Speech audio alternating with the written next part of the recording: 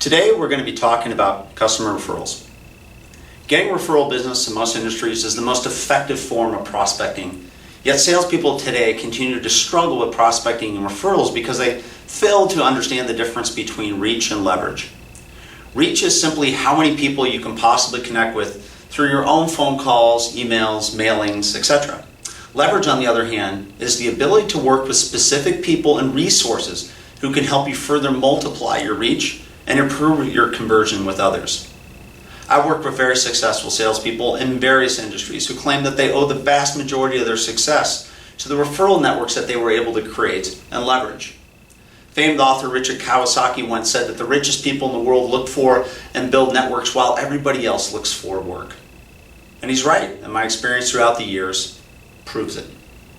The best way to grow networks and leverage is through referrals. Referrals are nothing more than people who can help you sell better to others. They are in effect force multipliers for you. Companies like Google initially built their entire marketing efforts based upon referral customers alone. It's important to remember when selling that prospects will only respond to your outreach through a sense of obligation or curiosity. And good referrals can help you create a greater sense of obligation and curiosity and help you generate more business as a result. So what is the problem that we see today for salespeople? The problem is this. 91% of customers have indicated that they will provide referrals, yet only 11% of salespeople will ask. Think about that for a moment. 91% will provide, but only 11% will ask. Why is that happening? There are three main reasons why salespeople do not ask for referrals. The first one is they don't consistently and habitually ask. They do it sporadically and stop. They don't make it a sales discipline with what they do. The second part is they're asking for referrals from the wrong customers. Third part is they're asking in the wrong situations and the wrong settings. So those are the three problems of why people aren't asking for referrals. So let's talk about for a moment, first off, who your customers are, because there's only three types of customers that any one person has. Your customers are broken down in the following ways. The first one are your promoters. These are the people that most people consider to be their best customers. You know who these people typically are because when you sell to them, they're good to sell to and they're good to own. These are the people that if you help them, they will help you. Secondly, you have your buyers. These are people that could like what you're buying, they might like what you're doing, but the reality is when they buy from you, they typically don't give back.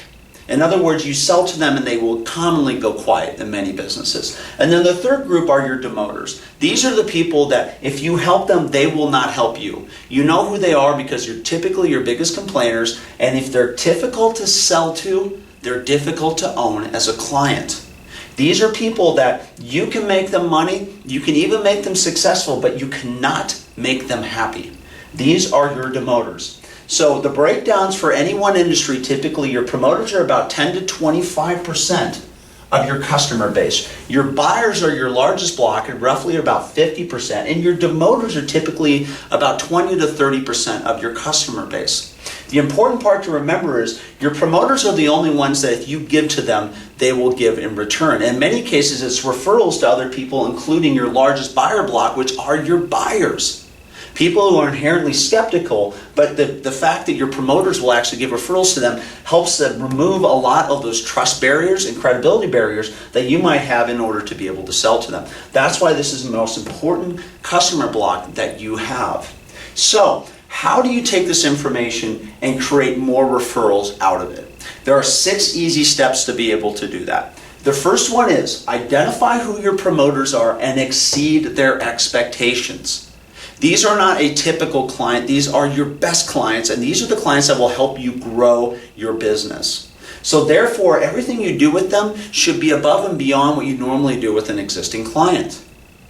The second step is to give in order to receive. One of the biggest mistakes salespeople make when dealing with promoters are they feel like every engagement has to be a sell. But the reality is, in many cases, your promoters are actually going to help you get referrals to sell to other people, including your largest buyer block.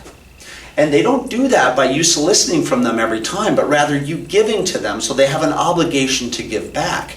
Remember, your promoters typically want, just like all the other people typically want, to work with a trusted advisor, not another salesperson or a vendor. So the more that you give in order to establish that and create that credibility and trust, the more they're going to get back to you in referrals.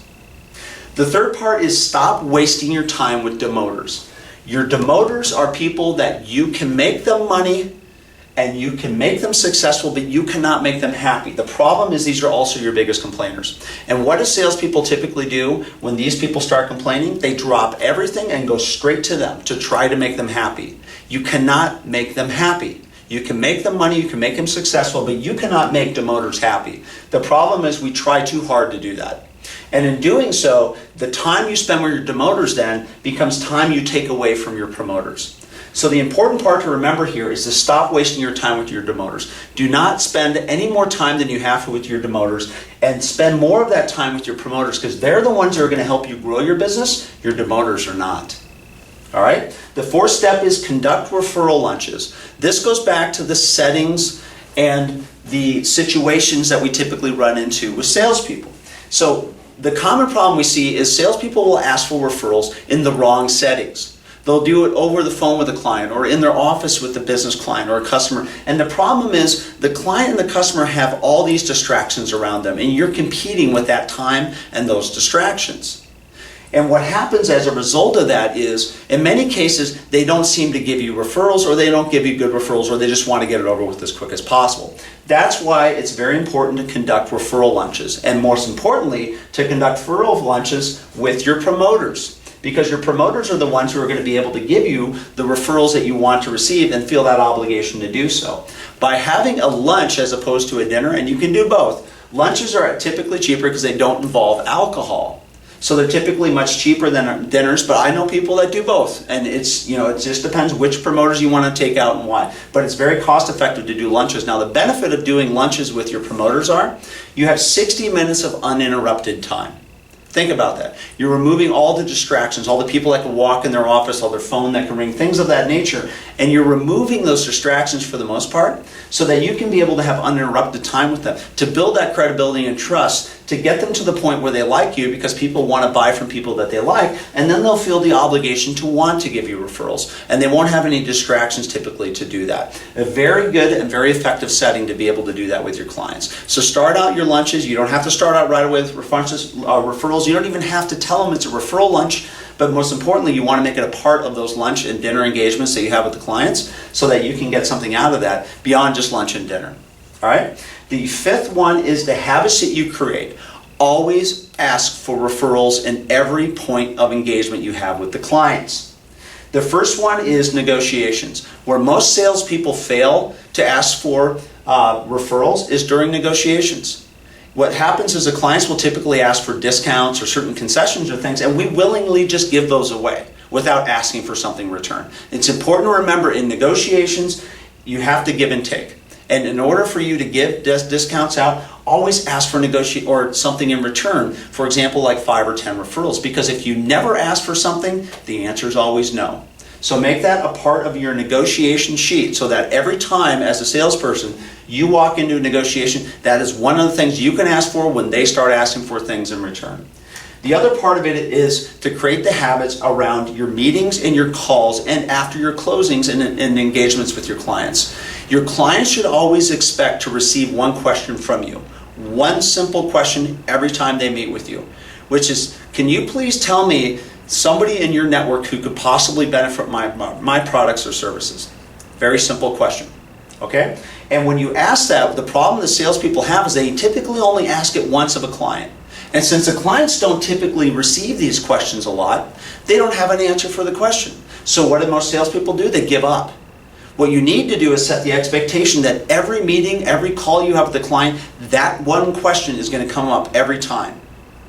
That one question is going to come up every time. And what will happen is once they understand when that expectation is, watch what happens. The more meetings you have, the more prepared they're going to be for that question, and chances are the better referrals you're going to receive as a result of that. Which leads to the final point, which is how to create lists and utilize LinkedIn. If you sell B2B or to professionals, many of them are now on LinkedIn. And one of the best benefits you have of LinkedIn is if you take your promoters out to lunch, you should be connected with them in LinkedIn, because on your smartphones, you can then see who all of their network connections are on your smartphone. And if they're having a block as to who the referrals are when you ask for them, you can simply pull up the phone, pull up the application, show them the list of all their connections, and in many cases it's going to jog their mind to be able to say, oh yeah, let me look through the list and then start spurting out names for you. That might be referrals for you. The other part of that is if you don't have the access or the client base within LinkedIn, start creating lists. Creating lists of targeted clients, things that you want to have, and always take it with you, especially during the referral lunches. So when they start thinking, it's easy to help them by having a list in front of them so they can start referencing them. And then finally, if you're absent all of that, just simply ask them questions. Who do they do business with? Who do they interact with on a personal level? Start getting them thinking, because again, remember, they're not asked this question much, but you need to help them to jog their memory to get the referrals. So if you follow these steps, you will improve your ability to get referrals and grow your business and become a better salesperson. If you have any further questions or you want to learn more in our tutorials, please go to thesuccessfulsalesmanager.com. Thank you.